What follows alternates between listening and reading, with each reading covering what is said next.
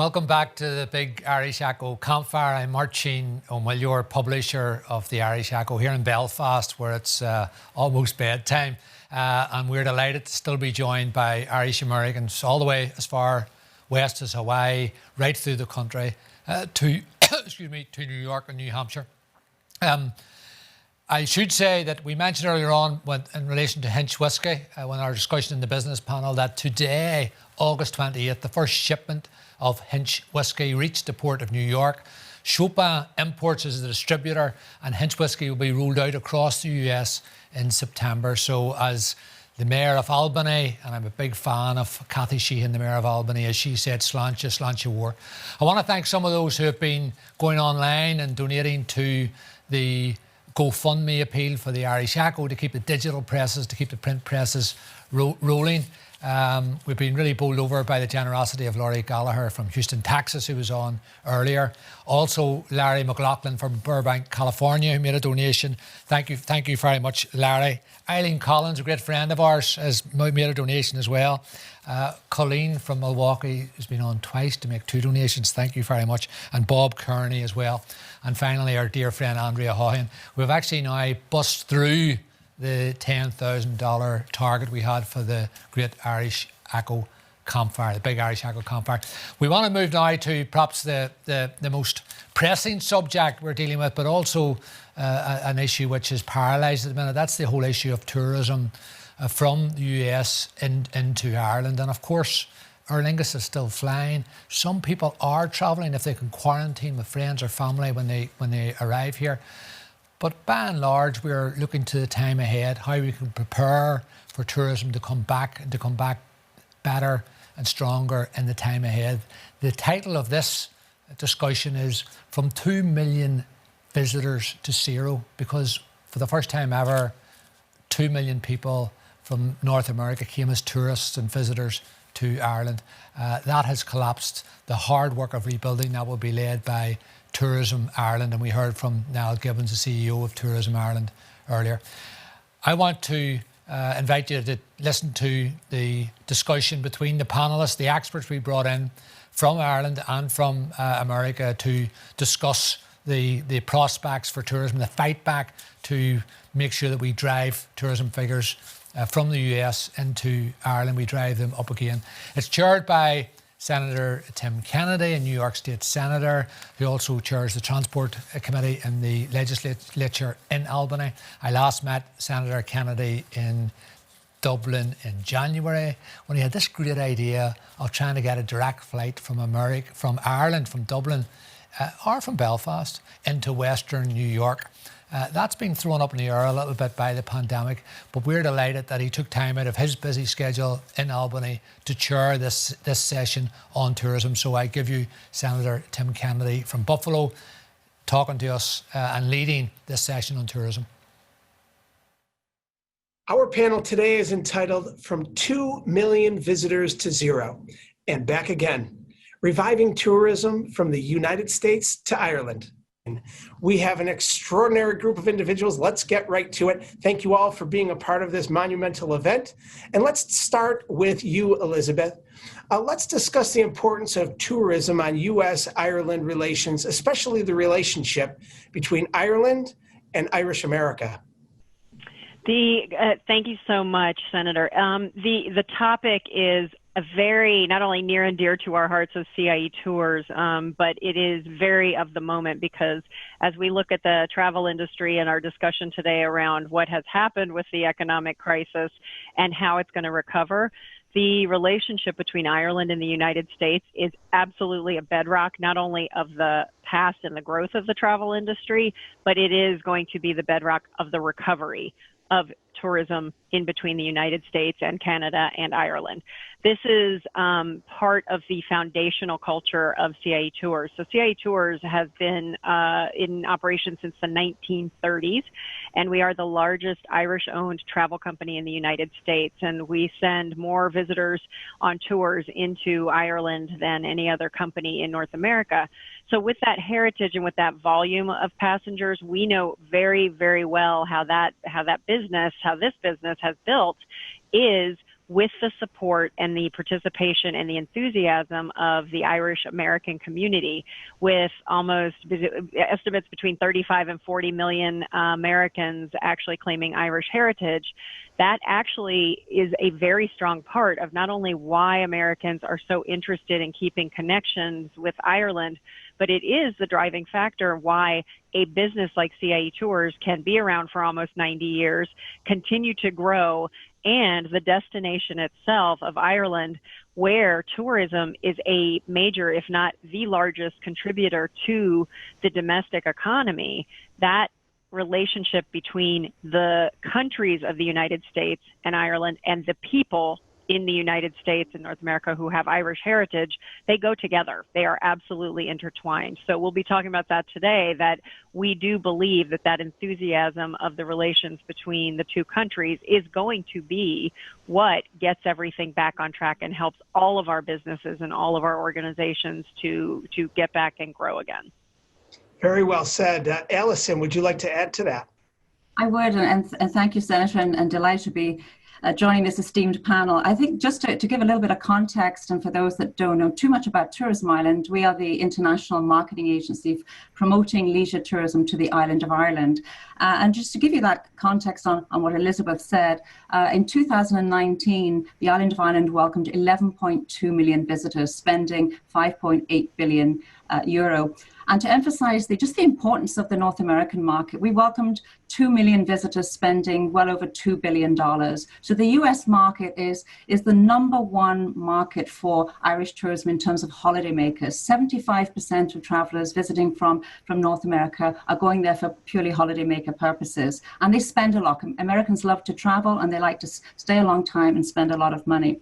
But more importantly, and I think what the pandemic has highlighted, is tourism is the largest indigenous industry on the island of Ireland. It accounts for 4% of GNP in the Republic of Ireland, and it employs 325,000 people around the island of Ireland, including 65,000 in Northern Ireland. And what people sometimes don't realize is this is an industry that touches every small town and village around the island of Ireland. So whether you're a hotelier, a bed and breakfast operator, a tour guide, a coach operator, a taxi driver, you are all impacted. Everybody is impacted by tourism. And what we've seen this year clearly is an industry that has clearly been extremely badly affected by the pandemic, an industry that had to close down just ahead of the beginning of its season, ahead of St. Patrick's Day, March the 16th, and has gradually begun to reopen, primarily to the domestic market from about July onwards. So it's a resilient industry, and we at Tourism Ireland are working very closely with our partners on this call today, with the airlines, with the tour operators, and with our industry in Ireland to rebuild that industry, to look at what those experiences will look like going forward. But we know that the US market will come back. There'll be a lot of pent-up demand, and we've seen such great growth, which has been driven by some tremendous air access, and Bill is on the call today. We've had direct services from 16 gateways in the United States heading into 2020, and 5 gateways from Canada. So it's an important industry, and I think what it has done to serve is to highlight the importance of the industry to the economy, and I think we're beginning to see now a strong government response to support that as we go through some very tough times. But again, we're planning for that recovery. Yeah, thank you very much. And in order to expand on the tourism economy, you have to be able to get to and from your destination. And so who better to answer to that question, and what is happening within the tourism industry, and what steps are being prepared to enhance that travel once we recover from this pandemic, than Bill Byrne from Aer Lingus. Bill? Yeah, I mean, the whole pandemic has been an ultimate shock to us, something that we have never anticipated. And I've been in this industry 35 years, and I couldn't have foreseen it. We have been flying from the U.S. to Ireland consistently through the pandemic via JFK, Boston, and Chicago. And we have consistently done that, and we will continue to do that as tourism recovers. We'll add more destinations when demand appears or we get a rebound.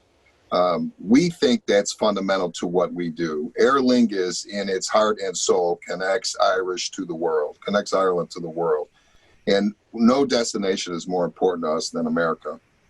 You know, my parents were born in Ireland. The only way I could get back home is to fly Aer Lingus, and that's what I did. And most of the people on the call have had the same experience. Their first trip either to the U.S. or to Ireland was via Aer Lingus. So we consider that to be a bedrock of what we do. Even though we're not carrying many passengers today, we will not pull down those services. And again, we'll expand as we need to. But there's nothing more important to us than the connection between Ireland and America. I mean, that's a fundamental foundation for who we are and what we do. We facilitate Ireland reaching out to the world, and we think we facilitate Irish America, especially, but Irish Canada and other parts of the diaspora to Ireland. And that's what we need to do to be successful, and that's what we'll continue to do. Yeah, and at last count that I'm aware of, over 60 destinations into Europe out of Dublin through Aer Lingus. So again, Bill, thanks for being here. Well, one thing I would also point out that we've done through the pandemic is, and for the listeners in the North would know, is we've expanded service out of Belfast, not only to London, but to other destinations in the UK, again, trying to take advantage of our reach and how we can push out. And then we do fly 50 destinations into Europe as well. Yeah, that's wonderful. Let's go over to Jim Lamb. Let's talk about what's happening in the community, in the Irish American community, and what we can do to promote tourism on both sides of the pond. Jim? Thank you, Senator. Just very similar to Buffalo, Pittsburgh is one of scores of metro areas across the United States, across North America, that is full with Irish diaspora. You go from Boston to San Francisco and everywhere in between. There are tens of thousands, if not hundreds of thousands, if not millions, in these various regions across the United States who have some ancestral link to Ireland. And in my region, as honorary consul for Western Pennsylvania and West Virginia, it's my duty, it's my responsibility to reach out to that diaspora to help them connect.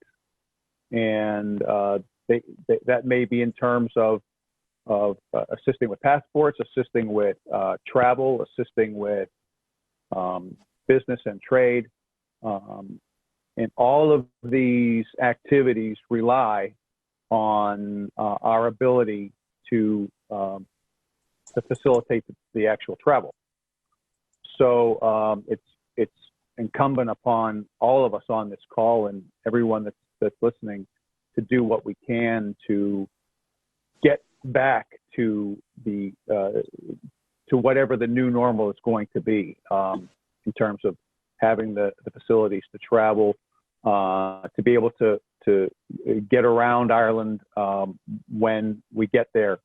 And I'd also just like to mention that it's just as important as far as I'm concerned, to look at the travel from Ireland to the United States. There are issues that are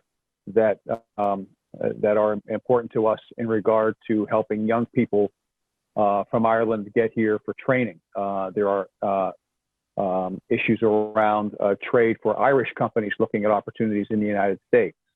And so all of these issues that we're talking about, I would hope would be looked upon in a two-way perspective. So it's really important that we try to figure out how to get back to that new normal, going both ways.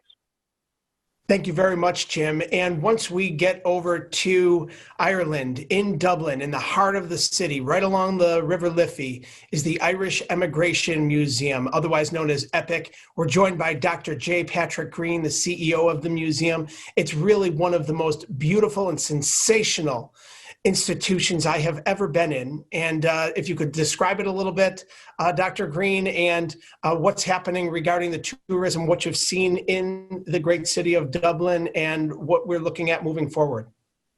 Thank you very much, Senator, for those kind words. I'm glad you enjoyed your visit, but I tell you, the response by visitors to EPIC is extraordinary. And you just look on TripAdvisor and so on and see what people say about us.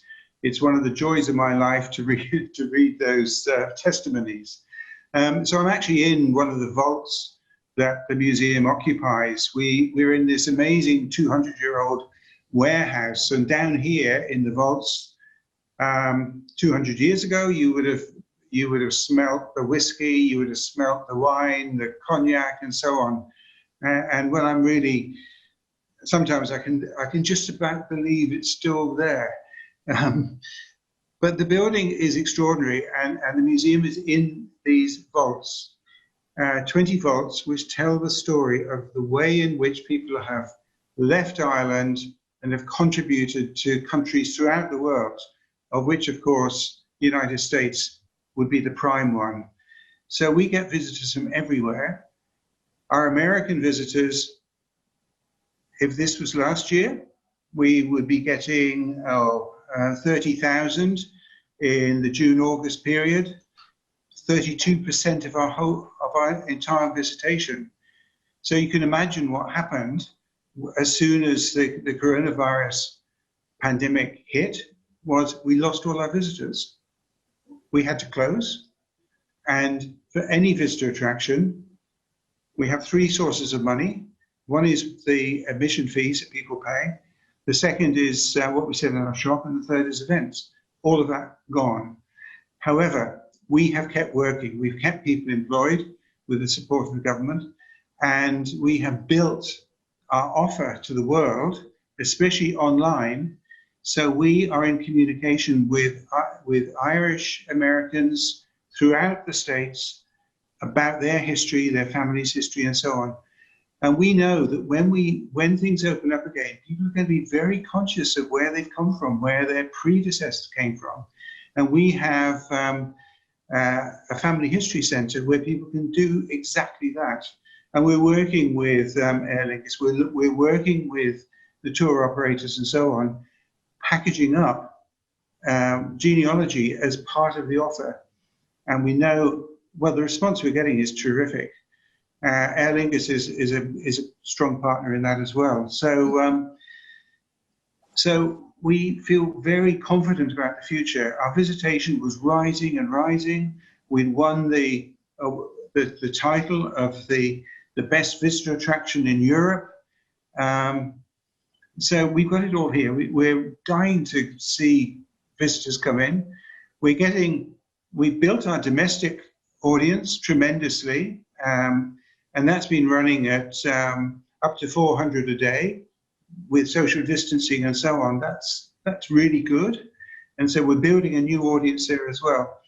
But it's true, I would say every Irish family has an immigration story in it.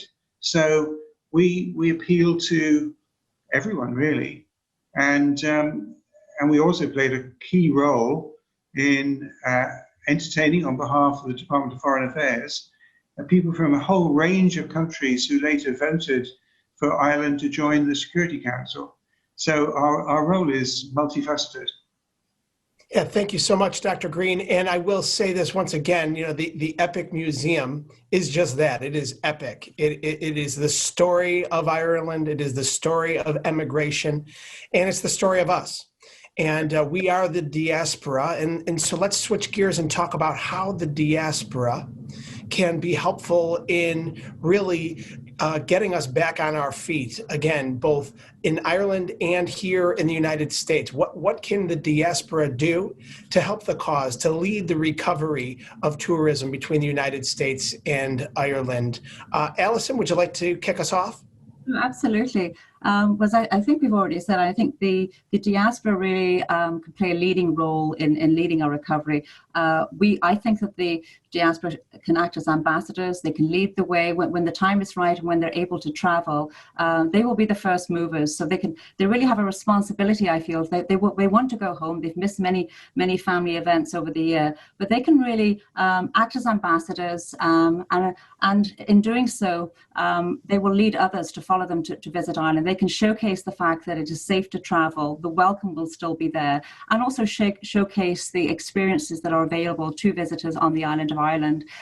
We know that they will be itching to get back. It's in our DNA. We want to connect with our friends and our relatives across the pond. We know it's a huge pool of people.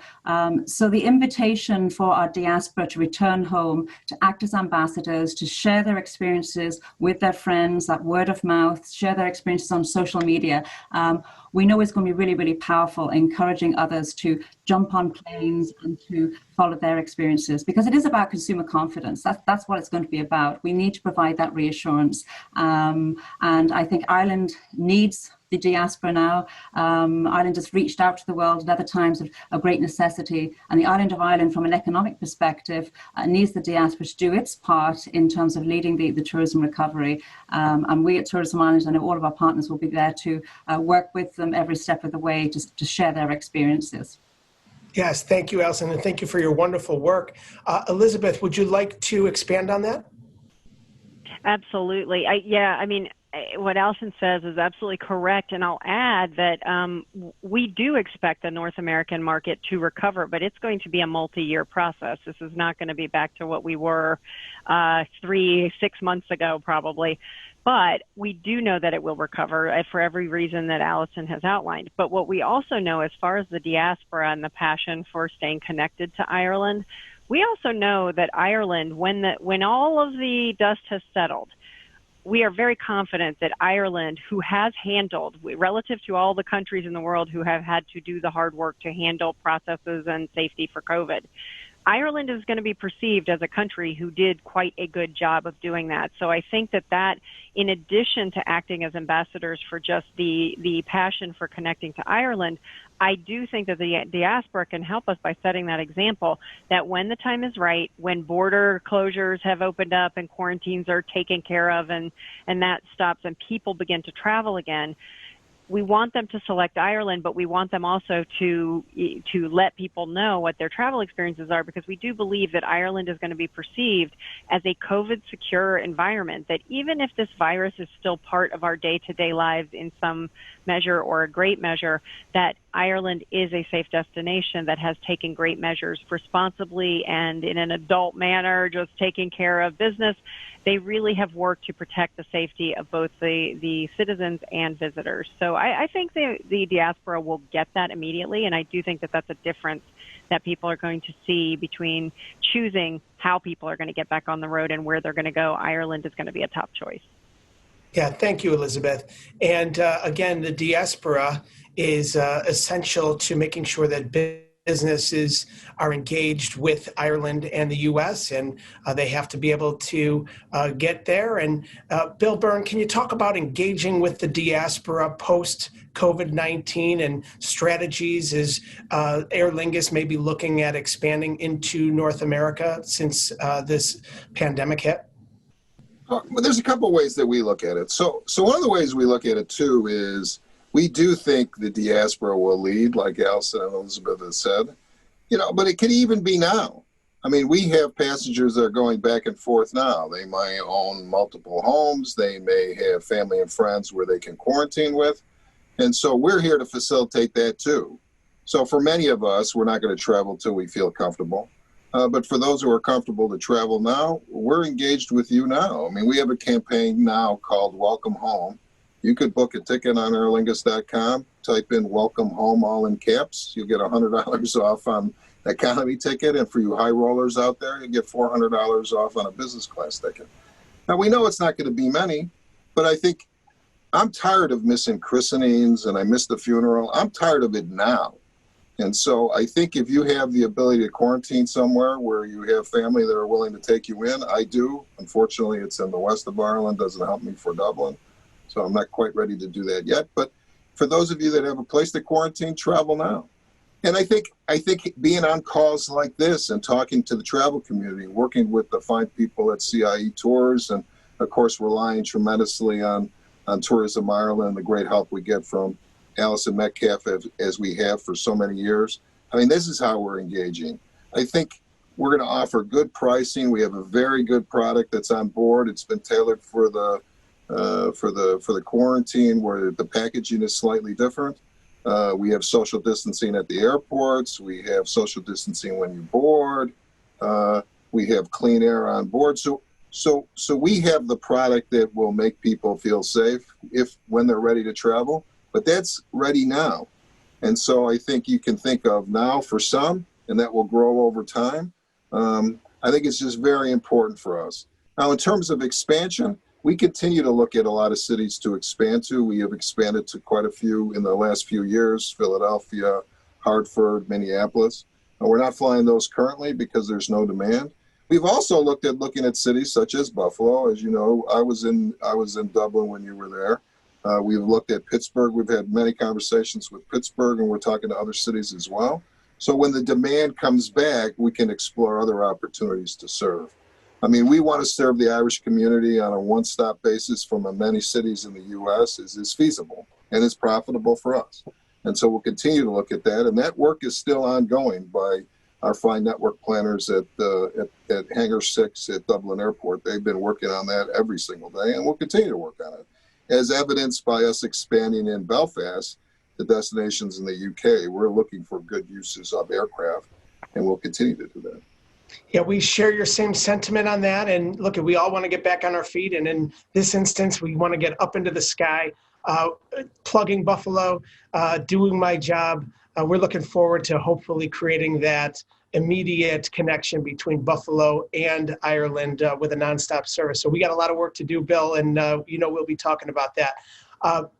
Jim Lamb, let's talk about the diaspora in Berg, but also the greater Irish American community and what we might be able to do to engage them for the recovery, as well as the governments that you're engaged with as well. Yeah, thanks, Senator. First of all, I want to mention, I think we have two things that we have to work with. We have time to do some planning, and we have technology. We can take time right now. Those of us lucky enough, like Bill and myself, and probably everyone on the call who has connections in Ireland, to start reaching out now through telephone, through social media, etc., to the friends that we know, to the family that we know, to the cousins, to the second and third cousins twice removed, etc. We can start connecting with them now in preparation of the return to what happens next. That may take a while. We don't know exactly how long it's going to take, but we can start planning. And what if we don't have those connections?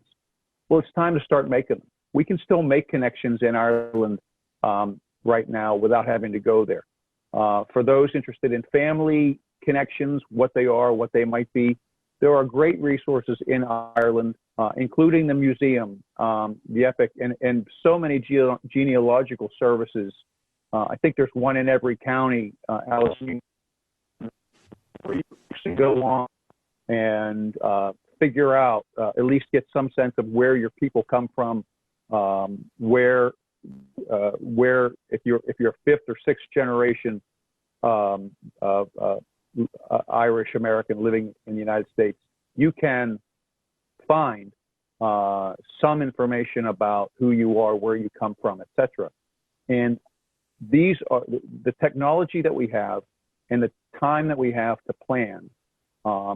That is something that every Irish American, no matter how far back your ancestry goes, you can start doing right now. You can start right after this call. You can start right after the campfire and start looking around for all these assets that are out there, and get ready for the return, because it's going to come. We're going to be back in Ireland, please God, in the next several months, certainly, hopefully within the year. And if that's the case, we will be ready. And there will be nothing holding us back from doing all the things that we want to and taking advantage of all of the assets, Tourism Ireland, CIE Tours, Aer Lingus, the EPIC Museum, all of the things that are there for us and will be there for us when that time comes. Thank you, Jim. And we only have a couple of minutes left. Dr. Green, could you talk a little bit again about the diaspora and what we can do to be helpful in the recovery efforts, as well as the engagement of governments on both sides of the Atlantic? Well, one of the things which I think is characteristic of the situation is that, yes, we can't travel at the moment very easily, but we can communicate, and we can communicate using all sorts of technologies. And that's what EPIC is doing. It is reminding people about their Irishness.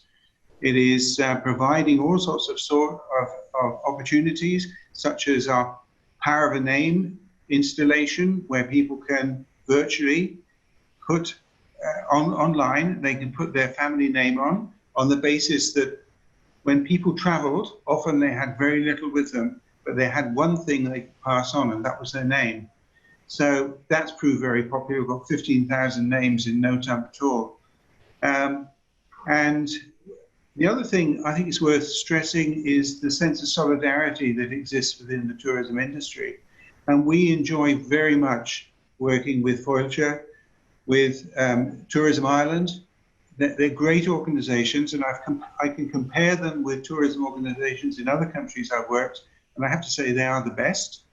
But the way in which we're all prepared to get in, to get working, to attract people, to give them a great experience when they come, all these things, I'm sure, are going to lead to a great result eventually.